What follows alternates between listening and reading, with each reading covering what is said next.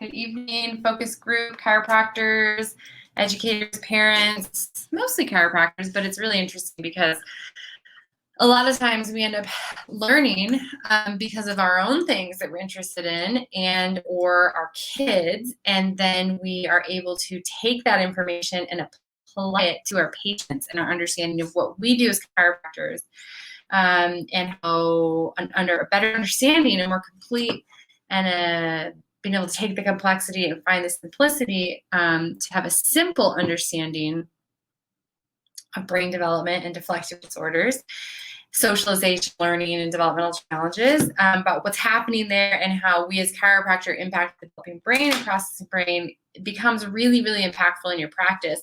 And in particular, in times like we're living in now. So when you guys were interested in some questions about reading, we had some people wanting to hear more about this. We can do a lot of different lessons on this, but I was just reading last night and I was thinking, this is a topic we should talk about. I want to ask those of you out there listening, I want to ask you, if you're a good reader. I want you to ask yourself, like, do I enjoy reading? Am I a good reader? Do I have great reading comprehension? Now, first of all, know that depending on your current amount of stress and how your resilience and adaptability to that stress, remember, when we go back to that triangle of simplicity, which is a brain-based tool you all should have, what do we know? We know the brain is not fully developed at birth. We need to move through development, this trajectory of development. We know that as we do that, we gain more sophisticated tools. Language development is one of those, and the language developmental hierarchy goes like this: gesture, receptive, expressive, reading, writing. It's the communication hierarchy.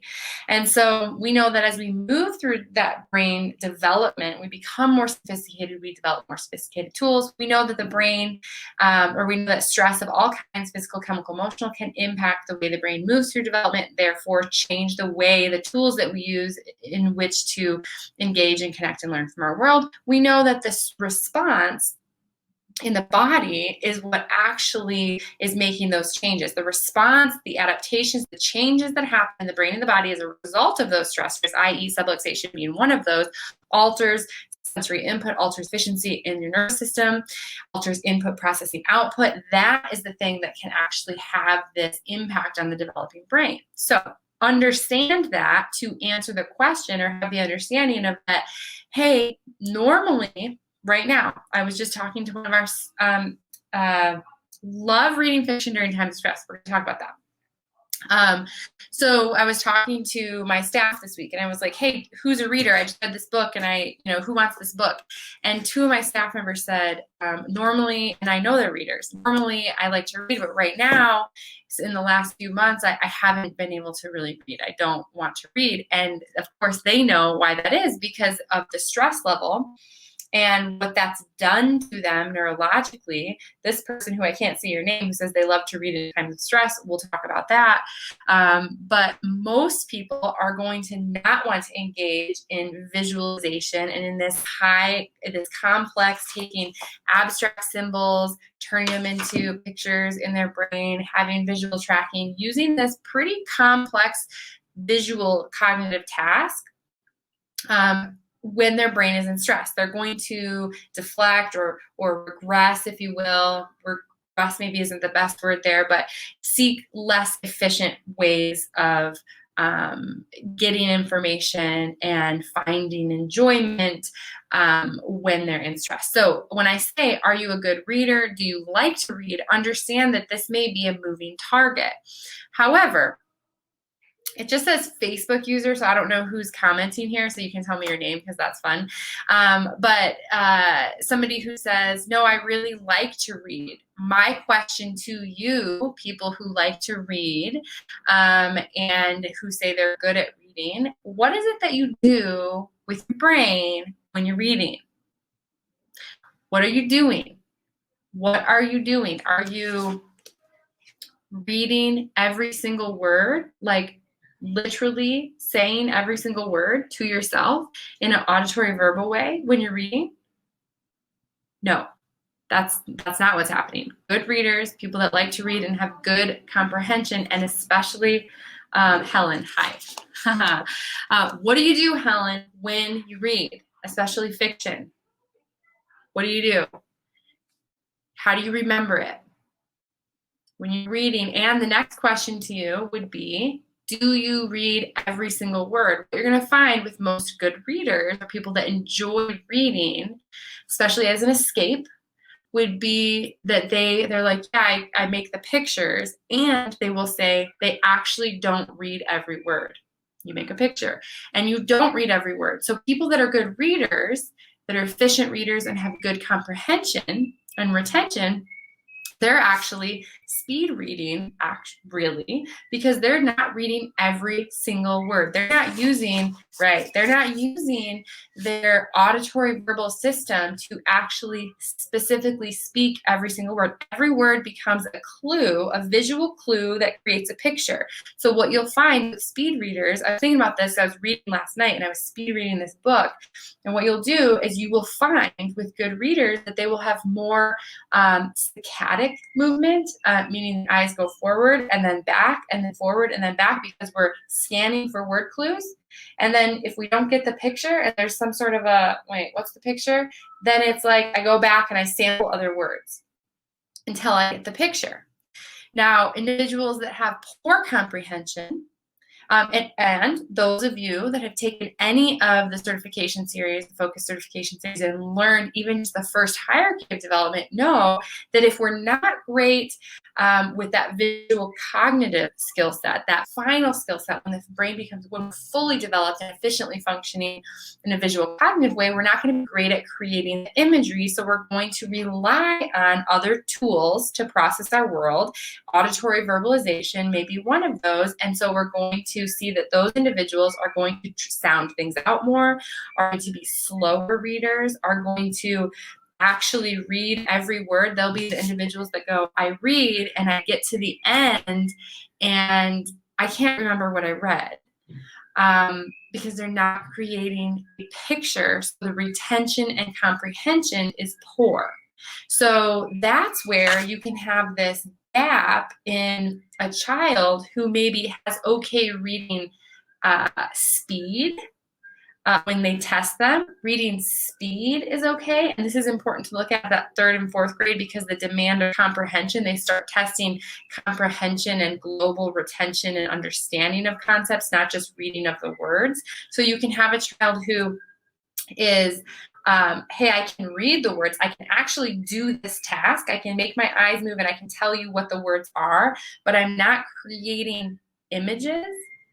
I'm not creating visual imagery from the verbal cues, because I'm not engaging in that way. And so I get to the end and I literally can't remember, or maybe I can sort of remember, or maybe I remember the beginning of the story or the end of the story, but I don't have this great understanding or comprehension of what the story was about. People who do that aren't typically people who like to read. Or you might find yourself that when you are in a lot of stress, if you're not really resilient with your visual cognition in that frontal lobe and that prefrontal cortex, you may find that you really struggle to read in times of stress, because it's actually stressful for you to go through this visual task, and that your comprehension and your retention is down. You are probably also a person who exhibits some more anxiety behaviors and memory challenges in times of stress. When we look at that developmental or neurological profile. So something really important to remember as it pertains to kids is that we have to look at not just speed of reading, but what is happening when a child is reading, right? Are they visualizing? Are they just putting a lot of eggs in the phonics sounding it out basket, but the sounding it out is not giving them the visual clue? That's a problem. A really great way to assess this would be, I love to tell people to take like a whiteboard, and with spelling words, you can, put the spelling words on the board, and you can put the different letters. So if you had like cat, for example, C-A-T, maybe you do the C in a blue and you do the A in a red and the T in a black. And then you not only ask the child to look at it and then look away or turn their back and spell the word. You want to spell the word. You want to spell the word backwards. You want to spell it inside out, starting with A, going to the left first and then to the right. So A, C, T, and then you build to longer words. But then you want to ask them, because we can still get away with that in a non-visual way that looks like the child is doing something visual. But if they're not, that's problematic.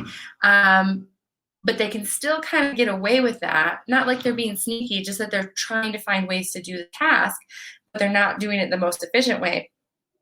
You also want to ask them, what were the colors of the letters? What was the T? Oh, the T was black, right? And so you want to know, are they visualizing the word or are they memorizing in an auditory verbal way?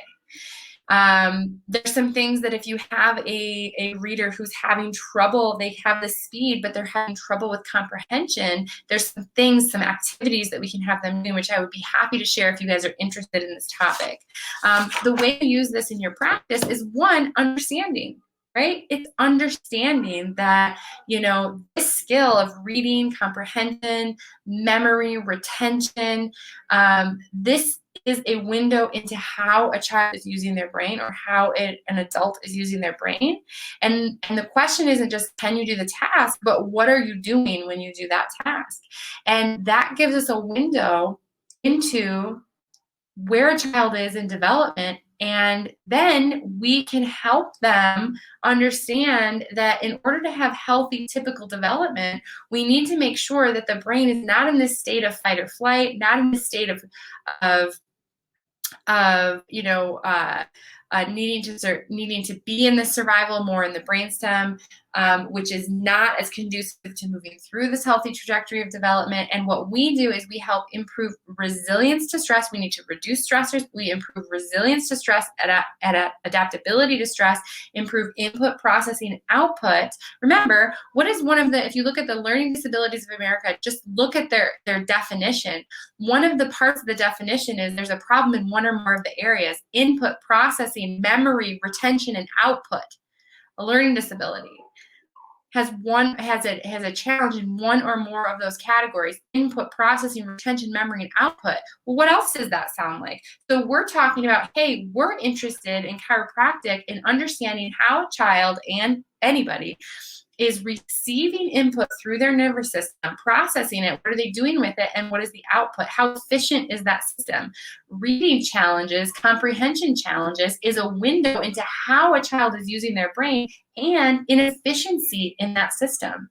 We, of course, should be the foundation of this team because we deal with the very foundation of how the nervous system learns, functions, adapts. We have to be the foundation, but we have to be able to understand what these clues tell us. Hey, your child's having some reading challenges. They were doing okay, but now they're having comprehension challenges. What does that tell us? What is that telling us about the brain? Now, if you're interested in your own children, hopefully, or yourself, this gives you some insight. Let me know. I know this really is chiropractic related, but I wanted to make sure to give you guys some of this stuff that some of you are requesting.